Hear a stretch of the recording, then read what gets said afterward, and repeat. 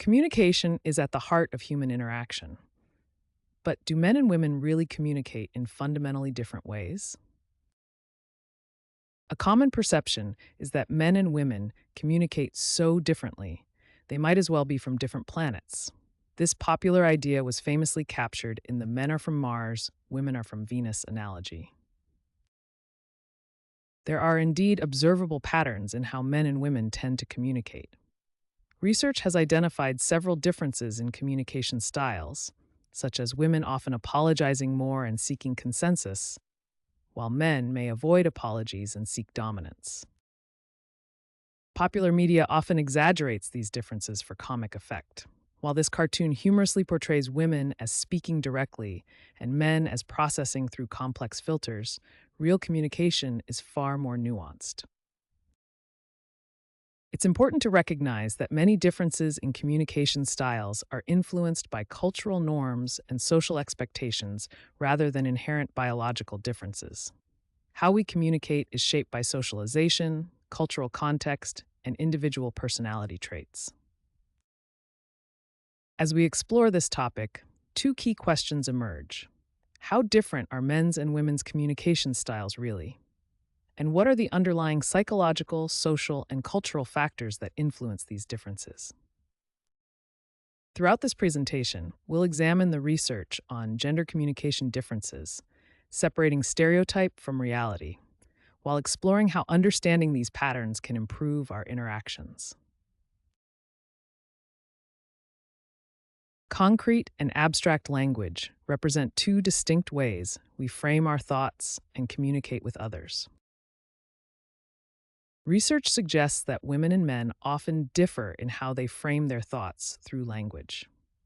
Women tend to use more concrete language, focusing on specific details and tangible objectives. They are often more process-oriented in their communication.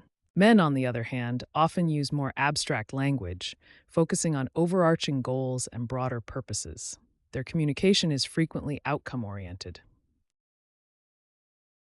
These differences reflect distinct thinking styles.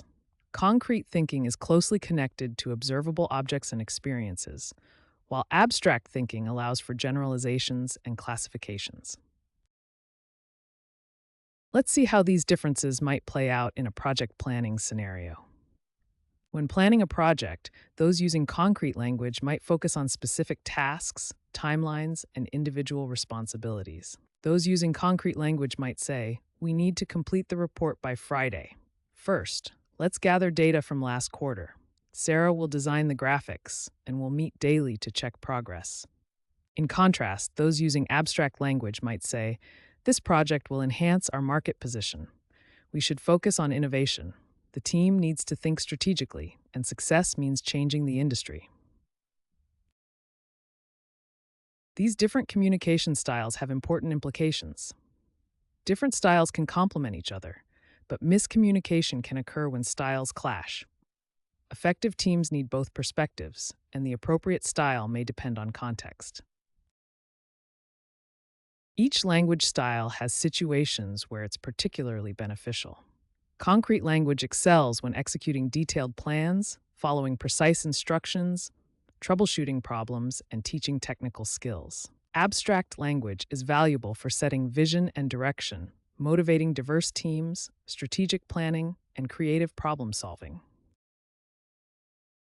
To summarize, communication styles differ between concrete and abstract language, but both are valuable. Being aware of these differences improves understanding. Adapting your style can increase your effectiveness, and the best communicators can switch between styles depending on the situation. Communication styles significantly influence power dynamics in our personal and professional relationships. There are two predominant communication styles that influence power dynamics: the assertive style and the collaborative style. Assertiveness is a key component in communication that influences power dynamics. While assertive communication is direct and confident, it's important to distinguish it from aggressive communication, which can undermine productive interactions. Research suggests that men tend to use more assertive communication styles that establish authority and status. They often employ direct language, focus on establishing position in a hierarchy, and use competitive verbal strategies. Women, on the other hand, often use more collaborative communication styles that foster connection and build consensus. Their approach frequently includes inclusive language, emphasis on consensus building, and more affiliative nonverbal behaviors. These different communication styles significantly impact workplace dynamics, particularly in meetings and team settings. Awareness of these dynamics has led to increased focus on inclusive communication that avoids reinforcing traditional power imbalances. It's crucial to recognize that communication styles exist on a spectrum. These gendered patterns represent tendencies, not absolutes. Communication styles significantly influence organizational hierarchies and team dynamics. Being aware of these patterns helps prevent unintentionally reinforcing power imbalances. Effective leaders often draw from multiple communication approaches. The most successful communicators can balance assertiveness with collaboration, adapting their style to the context. Smiling and space are two of the most subtle yet powerful social signals in human communication. Research consistently shows that women tend to smile more frequently than men and are more likely to return smiles from others. Women often use smiling as a tool for social bonding and to ease tension in conversations. Men, on the other hand, tend to smile less frequently and may view smiling primarily as a sign of agreement or happiness rather than a social lubricant. When it comes to personal space, research indicates notable differences between men and women. Women typically maintain less personal space than men in social interactions and are more comfortable with closer proximity to others. These differences are heavily influenced by cultural and social norms.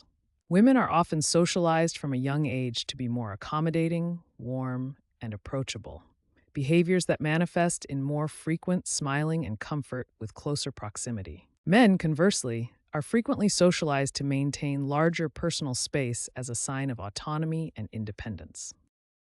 These subtle social signals can often lead to misinterpretations between genders. Women's frequent smiling might be misinterpreted as flirtation rather than politeness, and their comfort with closer proximity may be seen as romantic interest. Similarly, men's tendency to smile less might be perceived as unfriendliness rather than neutral expression, and their preference for greater personal space could be interpreted as emotional distance. Building awareness about these differences is crucial for effective cross-gender communication.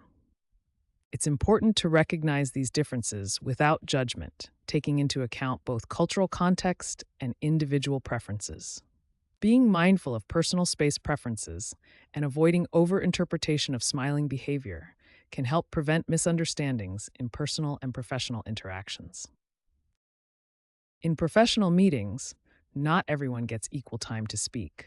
Research shows that gender plays a significant role in who gets the floor and for how long. Studies consistently show that men speak up to 75% of the time in decision-making groups. Men are also 33% more likely to interrupt conversations, and their contributions are often given more weight. Meanwhile, women's ideas are frequently overlooked until they're repeated by men, a phenomenon known as hepeating. Let's examine why these disparities occur in meeting settings. Communication style differences play a major role. Men often use more assertive and direct language in professional settings. This is partly due to socialized confidence differences that affect participation levels. Additionally, perceived authority significantly influences whose voices are heard and respected during meetings. Interruptions are a common way that meeting floor time becomes unbalanced. These interruptions often follow gendered patterns. Research consistently shows that women are interrupted more frequently than men in professional settings. Women also tend to interrupt less frequently than their male counterparts. And when interrupted, women are more likely to yield the floor rather than reclaiming their speaking time. Fortunately, there are effective strategies for creating more equitable meeting environments where everyone has the opportunity to contribute. Meeting leaders can implement specific strategies like no interruption rules and round robin techniques to ensure everyone has a chance to speak. Tracking speaking time can help identify patterns, while consciously amplifying underrepresented voices ensures diverse perspectives are heard.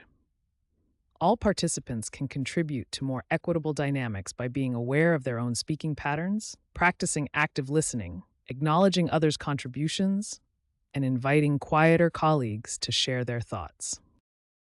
When meetings are structured to promote equal participation, organizations benefit from the full range of perspectives and ideas that diverse teams bring to the table. Research shows that balanced participation leads to better decision-making and more innovative solutions.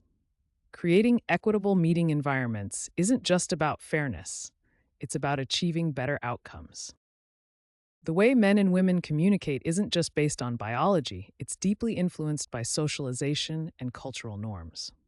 Socialization is the process through which we learn and internalize the norms, values, and communication patterns of our society. From early childhood, we receive constant messages about how we should communicate based on our gender. Gender socialization begins in early childhood. Children observe and imitate the communication behaviors modeled for them by parents, teachers, and media. Girls are typically socialized to use polite, cooperative language, express emotions freely, focus on relationships, and be attentive listeners. Boys, on the other hand, are often encouraged to be assertive and direct, to hide most emotions except anger, to focus on status and competition, and to speak with authority. Beyond gender, cultural norms also play a significant role in shaping communication styles. Even nonverbal communication differs significantly across cultures. What might be an acceptable gesture in one culture could be offensive in another. Cultural dimensions such as individualistic versus collectivistic, masculine versus feminine, and monochronic versus polychronic orientations shape our communication preferences.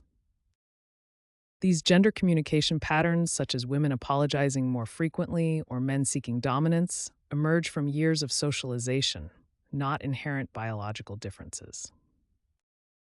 While socialization has powerful effects on communication styles, pathways to change exist. Education, diverse role models, and media representation can all help reshape gender norms around communication. The key takeaway is that communication styles are learned, not innate. Both gender socialization and cultural norms powerfully shape how we communicate. Understanding these influences is the first step toward more effective cross-gender communication. Unconscious biases can significantly warp how we perceive and interpret communication styles between genders. Let's examine 4 common types of unconscious bias that affect gender communication. These include gender bias, ageism, and the horns and halo effects. Confirmation bias is particularly powerful in gender communication. We tend to notice and remember information that confirms our existing beliefs about how men and women communicate, while overlooking contradictory evidence. These biases can reinforce stereotypical views. We often perceive men as task-oriented and using power speech, while seeing women as relationship-oriented with more powerless speech. But these perceptions may not reflect reality. Unconscious biases often manifest as microaggressions, subtle comments or behaviors that communicate prejudice. These can be particularly harmful in workplace communication. These biases extend into media and advertising, affecting how gendered communication is portrayed and reinforcing stereotypes, even as some companies attempt to break these patterns. Unconscious bias dramatically warps how we interpret identical communication styles depending on gender. Let's look at how the same behaviors are perceived differently. When men are assertive, brief, interrupt others, or speak loudly, these behaviors are often perceived positively as confidence, efficiency, eagerness, or passion. Yet when women display identical communication behaviors, unconscious bias often leads us to interpret them negatively as aggression, disinterest, rudeness, or being overly emotional. Fortunately, we can take steps to mitigate these unconscious biases. First, recognize that everyone has biases. Try to see communication from different perspectives. Pause before interpreting or reacting to communication. And finally, actively seek diverse input in conversations. Remember, unconscious bias acts as an invisible lens that distorts our perception of gender communication. By acknowledging its existence and actively working to counteract it, we can communicate more effectively across genders. Let's examine how gender influences our perceptions of communication strengths and weaknesses. When discussing communication styles, we often encounter stereotypes about how men and women communicate. These stereotypes paint broad strokes about gender differences, but it's important to distinguish between perceptions and reality. Women are often perceived as having strengths in empathy, active listening, emotional intelligence, and building relationships.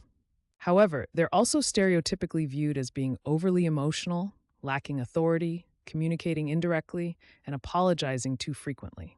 Men, on the other hand, are typically perceived as strong in directness, projecting authority, displaying confidence, and focusing on problem solving. Their perceived weaknesses include being insensitive or overly blunt, poor listening skills, and discomfort with emotional topics. In reality, communication styles exist on a spectrum. Both men and women can exhibit any of these styles, depending on context, personality, and goals. Our perceptions are heavily influenced by unconscious bias. The same behavior might be interpreted differently depending on the speaker's gender. For example, assertive communication is often viewed positively in men, but may be perceived as aggressive when used by women. These perceptions have evolved over decades of research and cultural shifts. Historical context helps us understand why certain stereotypes persist, despite evidence to the contrary. The reality is that communication strengths and weaknesses are based on individual abilities and learned behaviors, not inherent gender traits. Anyone can develop effective communication skills regardless of gender. Adapting our communication style is essential for effective interaction in different contexts. Both men and women can benefit from flexibility in how they communicate. Communication styles aren't fixed traits. Rather, they're flexible approaches that both men and women can adjust based on the situation and audience. Understanding the typical differences in how men and women communicate is the first step toward effective adaptation. These patterns provide a starting point for recognizing communication preferences. Let's explore some specific strategies for adapting communication styles in different contexts. In formal contexts like business meetings, both men and women may need to be more direct and structured. In casual contexts, a more relationship-focused approach with open-ended questions can be more effective. There are several distinct communication styles that individuals can adopt. Being aware of these styles allows you to flexibly switch between them based on what a situation calls for. Let's look at some real-world examples of how people can adapt their communication styles.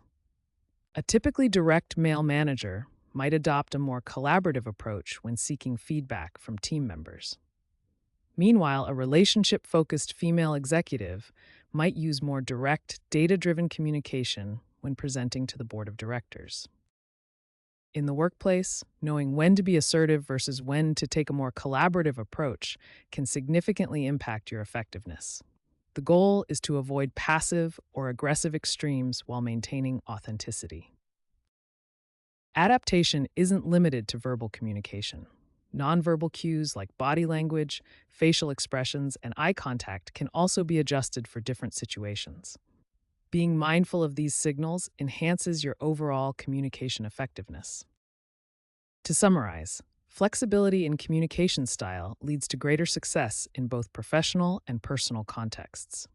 Both men and women benefit from adaptability while considering their audience, purpose, and context.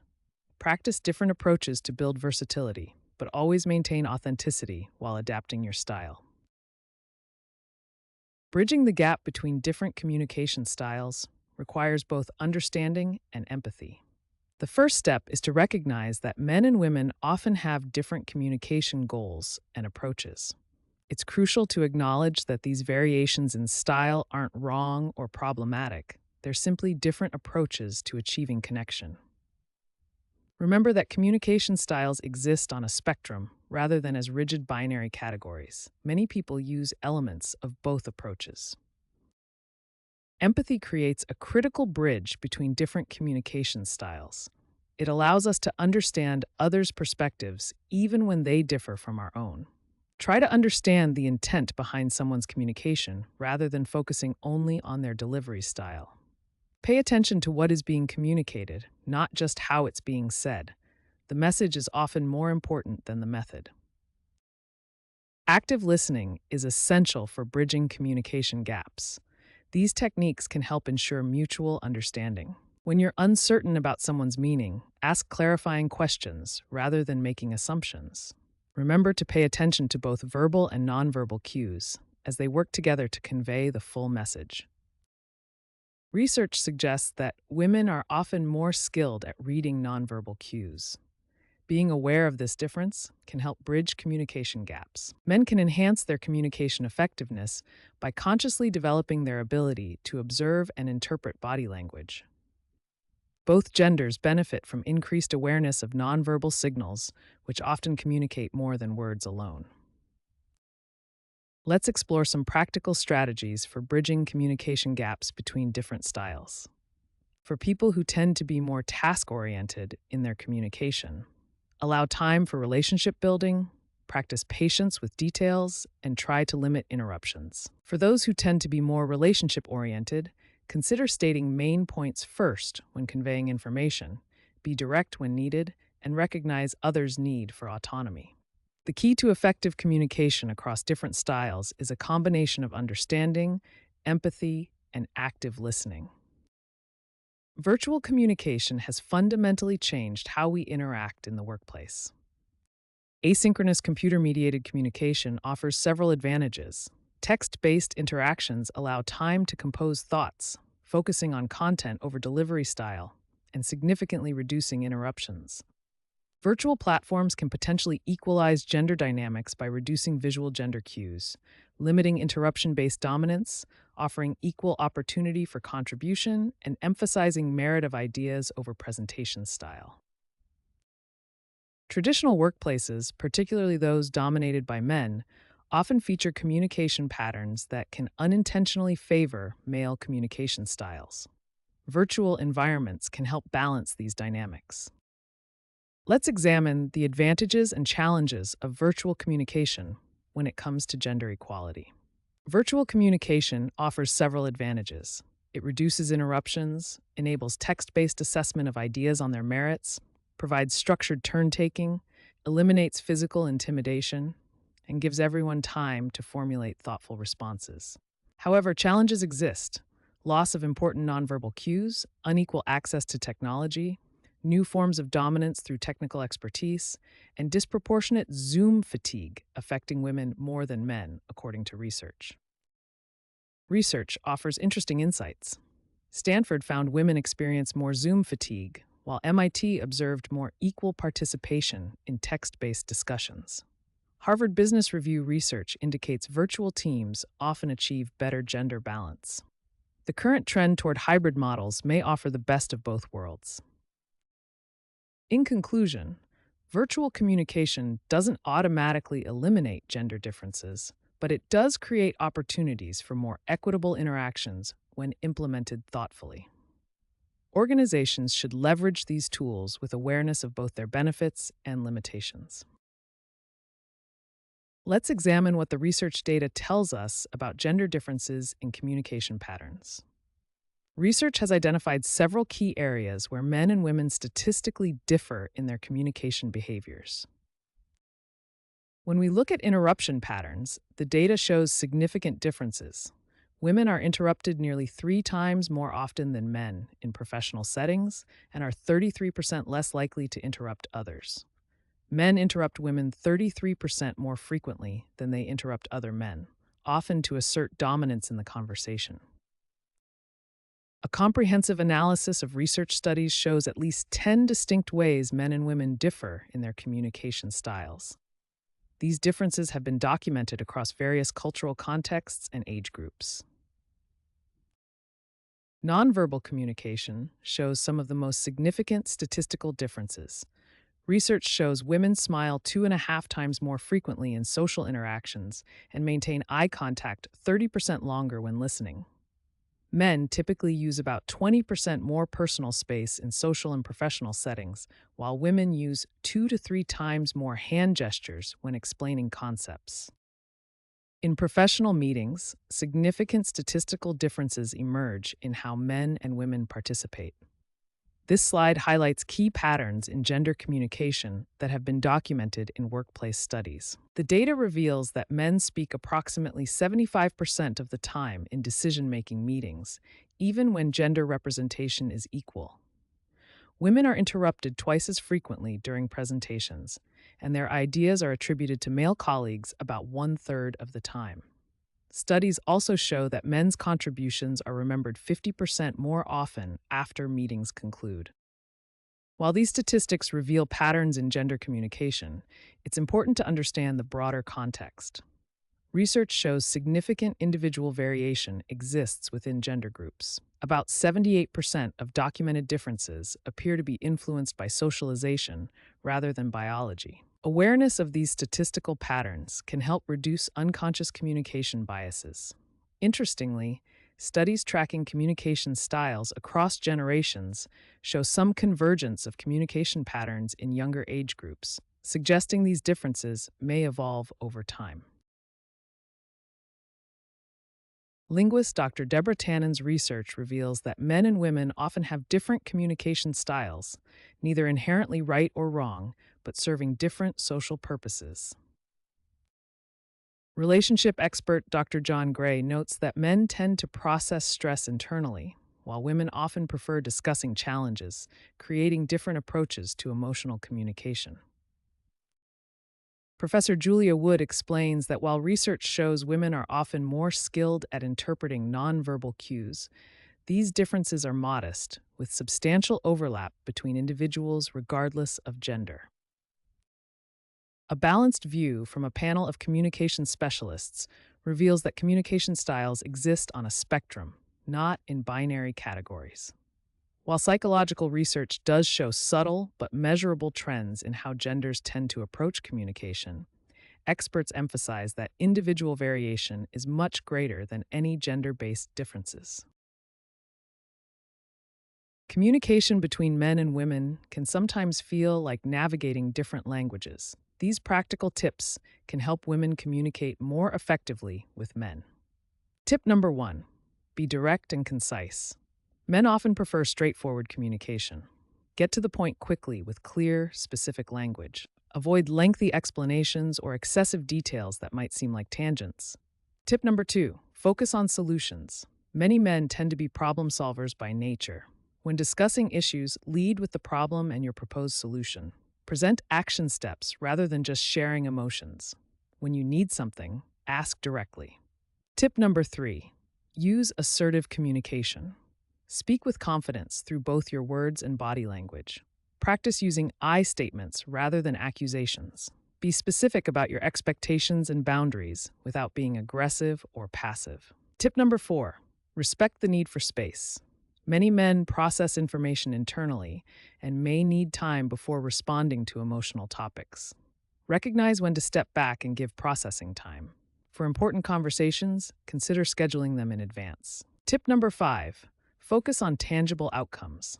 When presenting ideas or concerns, frame them in terms of concrete results. Highlight the measurable benefits of your suggestions. If you have emotional concerns, connect them to practical impacts to help men understand their importance. Remember, these tips reflect general tendencies, but every person is unique. The most effective approach is to observe and adapt to the individual communication style of the specific man you're talking with. By implementing these tips, you can create more productive and satisfying communication with the men in your life. Throughout history, gender norms have continuously evolved and shaped how we communicate. Traditional views of gender communication have focused on binary differences between men and women, with distinct communication styles attributed to each gender. However, today's understanding is shifting toward more balanced and fluid perspectives on gender expression and communication. Society is increasingly recognizing and accepting diverse gender identities beyond the traditional binary. Non binary, gender fluid, and transgender voices are contributing to new communication patterns. A significant trend is the evolution of gender inclusive language. There's a noticeable shift from gendered to neutral terms, increasing acceptance of they, them singular pronouns, and evolution of professional titles to be more inclusive. In education, we're challenging traditional stereotypes about gender based subject preferences. The focus is shifting to individual strengths rather than gendered expectations, which impacts how we communicate about abilities and potential. Workplace communication is undergoing a significant transformation. We're moving from rigid gender roles and male dominated communication styles to more flexible expressions, inclusive environments, and neutral language that values diverse perspectives. Looking to the future, several trends are emerging. AI and digital communication may reduce unconscious gender bias.